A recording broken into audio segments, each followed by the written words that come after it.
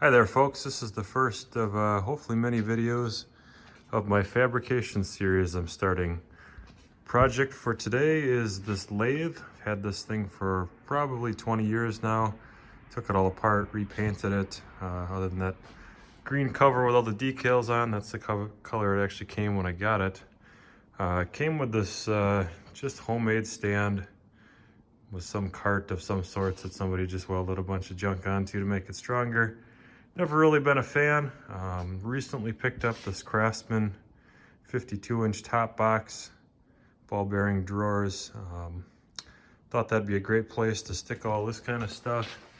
Tooling, just miscellaneous lathe parts. I have a whole pile of measuring tools I'd like to stick in there. So yeah, I got started on some ideas. Rough sketch of kind of what I want to do here. Got some 1-inch by 2-inch square tubing I've had that used for various projects. It's pretty easy to work with. Not overly heavy, but plenty strong. So that's where I got to cutting these pieces here. Basically 4 pieces 52 inches wide to match the width of the toolbox. And then a whole pile of 26-inch wide for the cross members and the uprights where the casters will attach. Thought I'd talk you through some of the tools I used. 14-inch chop saw, I use that to cut all the lengths. Real powerful tool. Wish had a bandsaw to do the job. Less mess, less noise, but that's what I got to work with. Went ahead and chamfered all the edges. The angle grinder. That's something you're going to want to do pretty early on in this, otherwise they're razor sharp and you will get cut. Use a DeWalt angle grinder with a flapper disc on it. That's a 60 grit right there. Earplugs and goggles.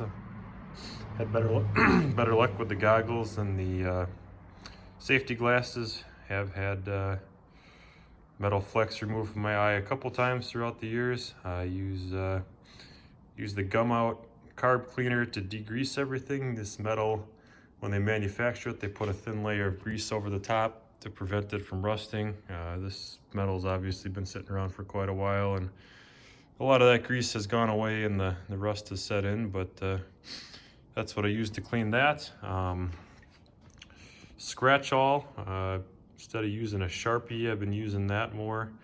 Gives you a real nice precise line. The Sharpie can be 1/8 of an inch or more wide, so there's quite a bit of tolerance in that. Adjustable square just for making straight lines.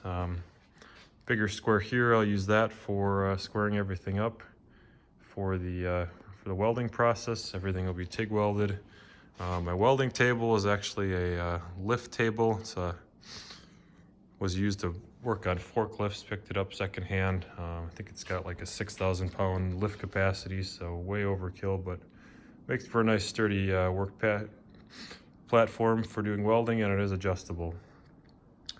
I think that's where we'll end it today. Hopefully in the next video I'll have some more pieces tacked together and some more parts, and we can talk then. Thank you.